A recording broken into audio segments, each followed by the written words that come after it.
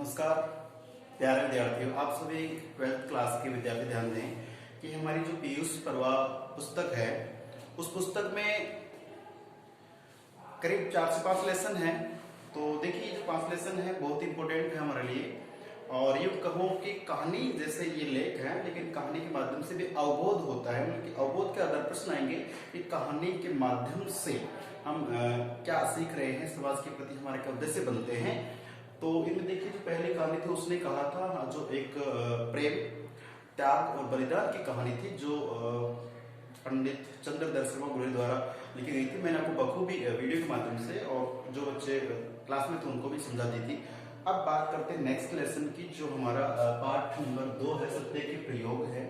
और लेखक जाने पहचाने राष्ट्रपिता का नाम आते हैं समझते हैं महात्मा गांधी जी। हाँ, वही बात कर रहा हूँ कि राष्ट्रपिता महात्मा गांधी जी का जो जीवन है वो हालांकि बहुत अच्छे घर परिवार से हैं। वो उस जमाने में, आज तो खैर सभी हैं, लेकिन उस जमाने में बहुत कम लोग होते थे जो साधन संपन्न परिवार से हैं, क्योंकि अंग्रेजों का राज था उस समय की बात कर रहे हैं।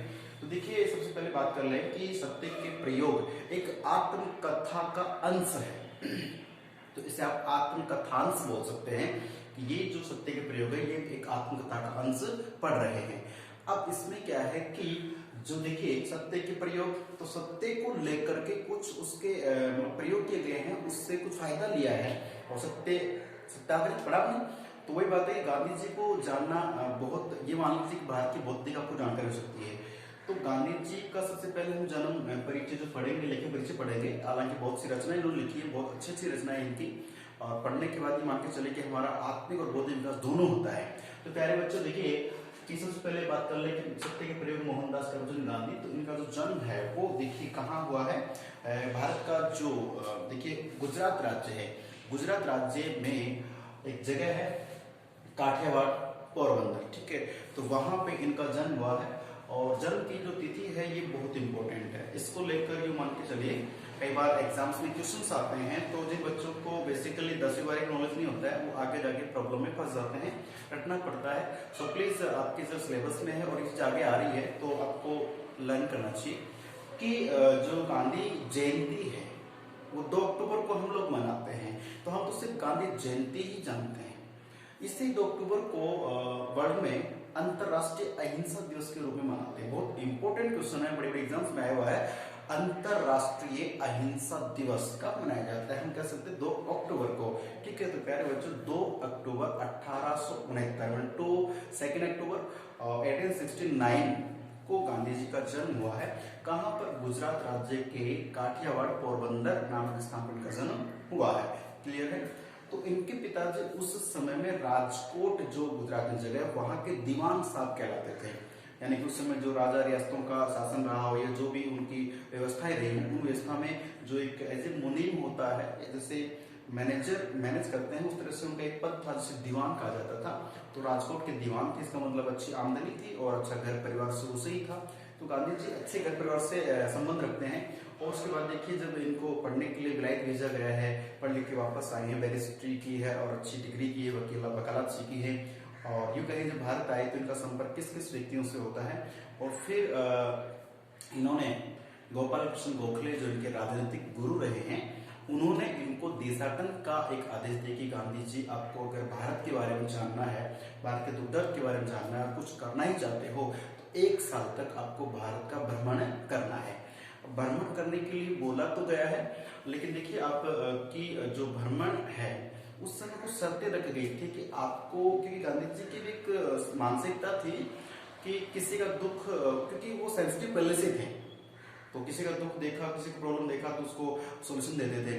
तो गोपाल कृष्ण गोखले ने पहले कह दिया था कि आपको 1 वर्ष तक सिर्फ घूमना है, देखना है, सिर्फ सोचना समझना, बात की बात को देखना है कि क्या स्थिति है। उसके बाद आप मेरे से आकर के मिलिए, फिर आप खुद ही आपको काम मिल जाएगा। तो गांधी जी अपने राजनीतिक गुरु गोपाल कृष्ण गोखले का बहुत सम्मान करते हैं और वो देशाटन पर निकल जाते हैं जब भारत आए थे।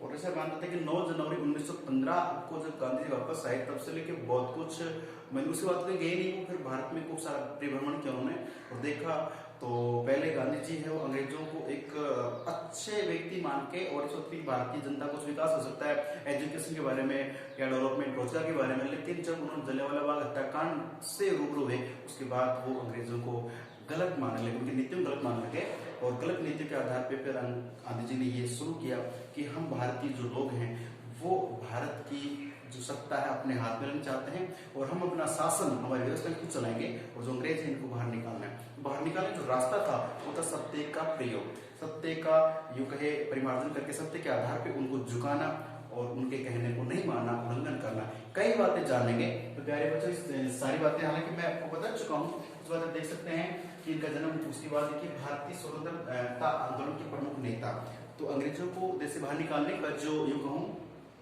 कि एक जो षड्यंत्र तो नहीं कह सकते लेकिन जैसे आंदोलन किया गया उस आंदोलन के प्रमुख नेता के रूप में इनकी भूमिका रही है, क्योंकि भगवान के दया से उन्हें अच्छा बोलना भी आता था और दिमाग की शक्ति से आध्यात्मिक मानसिक शक्तियों का प्रयोग करके वो सामने वाला जो है तो क्या सही और क्या गलत है इसके बारे में काफी अच्छा इनका अध्ययन रहा है।